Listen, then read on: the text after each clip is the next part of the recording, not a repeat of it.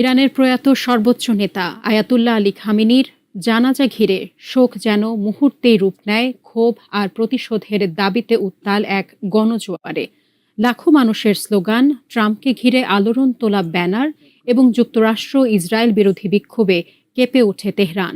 এমনকি ট্রাম্পকে ধরিয়ে দিতে ঘোষণা করা হয় কয়েক কোটি ডলারের পুরস্কার।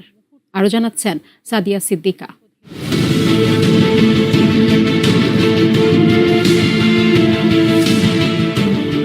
লাখো মানুষের অশ্রু আর প্রতিশোধের অগ্নিগর্ভ স্লোগানে বিদায় নিলেন ইরানের প্রয়াত সর্বোচ্চ নেতা আয়াতুল্লাহ আলী খামেনি। ৫ জুলাই তেহরানের ঐতিহাসিক গ্র্যান্ড মোসাল্লায় অনুষ্ঠিত এই জানাজায় অংশ নেন লাখ লাখ মানুষ। তবে এটি কেবল সাধারণ শোকের সমাবেশ ছিল না, বরং তা রূপ নিয়েছিল যুক্তরাষ্ট্র ও ইসরায়েল বিরোধী এক তীব্র গণবিক্ষোভে। জানাজা শুরুর আগে থেকে গ্র্যান্ড মোসাল্লা চত্বর কেঁপে ওঠে গগনবিদারীর স্লোগানে। সমবেত জনতা একযোগে চিৎকার করে বলতে থাকেন, আমেরিকা ধ্বংস হোক, ইসরায়েল ধ্বংস হোক।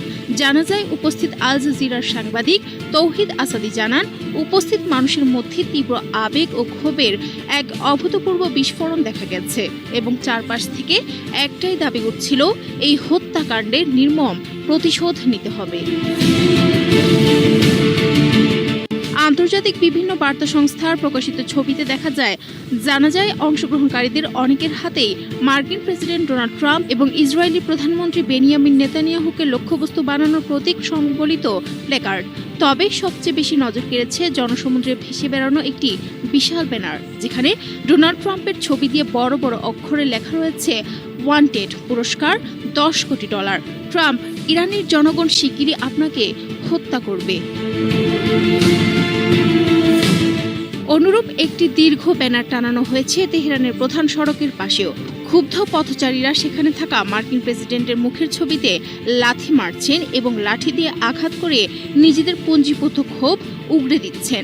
জানাজার নামাজ শুরুর আগে সমবেত জনতার উদ্দেশ্যে আবেগঘন বক্তব্য রাখেন ইরানের জনপ্রিয় কবি মোহাম্মদ রাসুলি।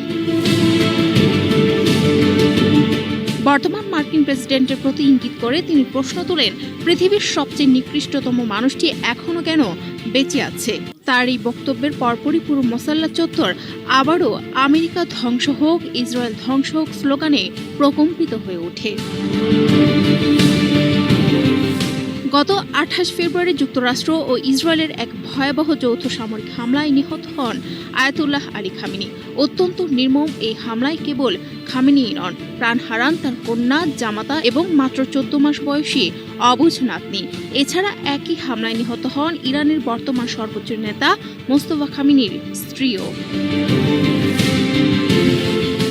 পরিবারের এতগুলো সদস্য সহ সর্বোচ্চ নেতাকে হারানোর এই গভীর ক্ষত এবং শোকের আগুন এখন পুরো ইরান জুড়ে ছড়িয়ে পড়েছে, যার বহিঃপ্রকাশ ঘটল তেহরানের এই ঐতিহাসিক জনসমুদ্রে। ইরানের সাধারণ মানুষ এখন শুধু সময়ের অপেক্ষা করছেন, কখন এবং কিভাবে এই হত্যার বদলা নেওয়া হবে।